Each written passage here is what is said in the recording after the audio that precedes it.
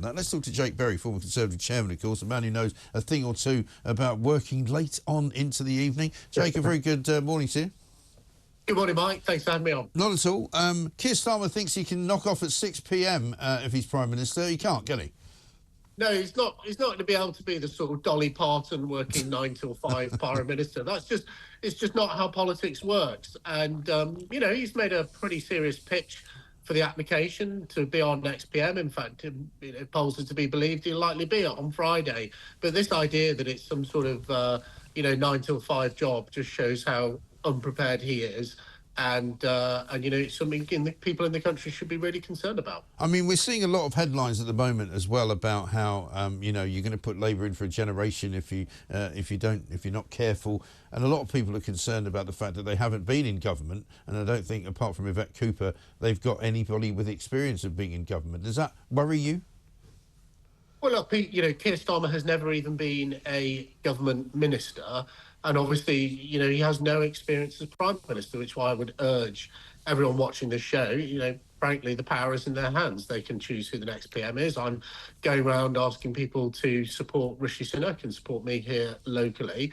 But, you know, it does really concern me. And if you think about actually, Mike, the stupidity of this comment, I mean, it beggars belief how dumb it is to say this.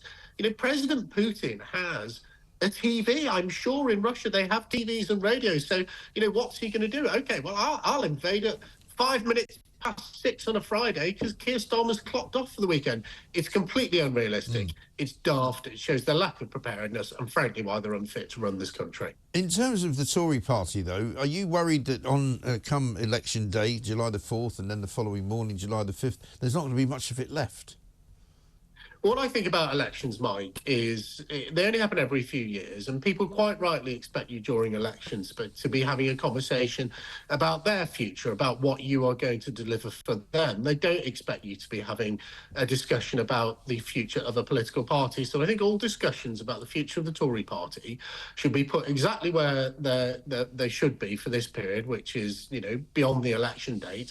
And people should get out there as politicians and Conservatives or any political activist, actually, whichever party you're from, go out and talk to people about what voting for you will do for their lives.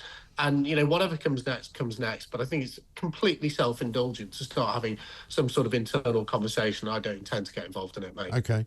Over the last 14 years, the Tory party have had a chance to do all the things that they wanted to do. Maria Caulfield was just on saying, you know, it was really hard at the beginning because we had a coalition government. And then it was really hard with Theresa May because we didn't have much of a majority. And then it was really hard with Boris Johnson because, you know, there was COVID, then there was the war in Ukraine.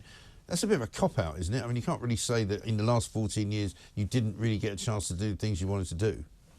No, well, look, in the last 14 years, you know, we've enabled people to marry who they love, regardless of their sexual orientation. We've got more children than ever in good or outstanding schools here locally. I'm not allowed to name where I am, but I'm in East Lancashire.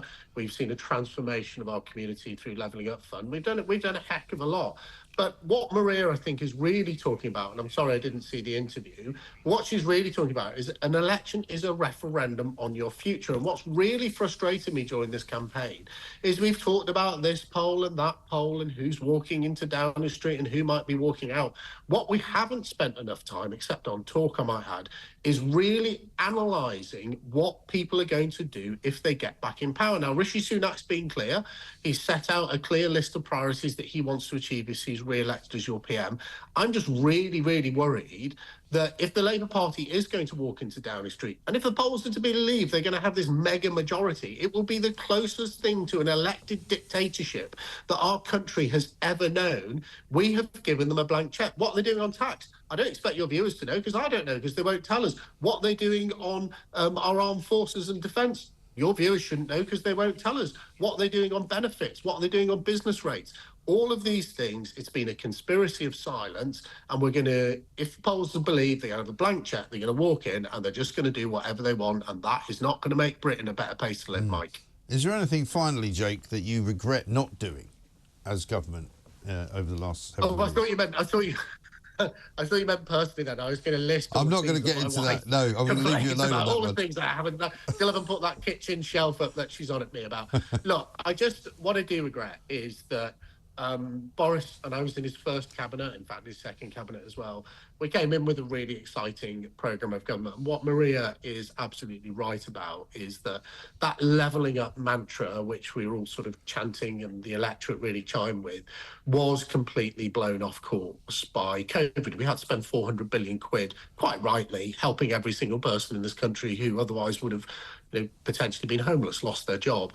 And it did, to some extent, blow that levelling up, of course. Now, in some areas, like where I am now, that I'm not allowed to name, we have actually got on with it because we were in the first tranche. But there's lots of other areas across, particularly what we call the Red Wall, mainly the north of England and the North Midlands, where that ambition to transform the communities haven't been delivered as quickly as people want, and certainly I would like. So I suppose my regret is that if we get a Labour government, they will throw the idea of levelling up, transforming these left behind communities straight out the window to concentrate on metropolitan nonsense. Do you realise if I speak to you on Saturday, you're probably going to be wearing a badge, Mike, with your pronoun on it when we have this Starmer-elected dictatorship? So I regret, and you will, mate, you will, I tell you, they'll be coming for your morning glory. Yeah, come and visit me in Pentonville Prison. That's where I'll be.